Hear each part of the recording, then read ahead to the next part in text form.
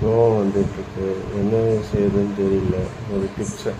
Tension ஏன் வருதுன்னா, நம்ம நினச்ச மாதிரி ஒரு விஷயம் நடக்காததுக்கு நம்மளுக்கு டென்ஷன் வருது. இல்லை அந்த விஷயம் லேட்டாகலாம், இல்லை நம்ம நினைக்காத விஷயம் நடந்துட்டு நம்ம சூழ்நிலையில் டென்ஷன் வருது, கோவம் வருது. ரொம்ப முக்கியம். நம்ம டென்ஷன் வர்றதுனால நம்ம உடல் உறுப்புகளில் வந்து பல விதமான நோய்கள் வரும். ஃபஸ்ட்டு ஒரு டிப்ஸு வெளியில் வரணும்னா சிம்பிளஸ்ட் வே.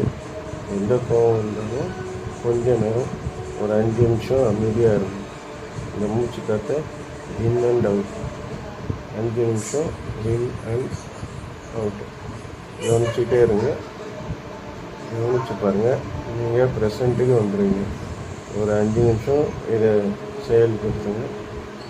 உங்கள் உடலில் உள்ள உறுப்புகள் நல்லாயிருக்கும். நம்மளை எந்த டிசீஸும் நம்மளை தாக்காமல் இருக்கும்.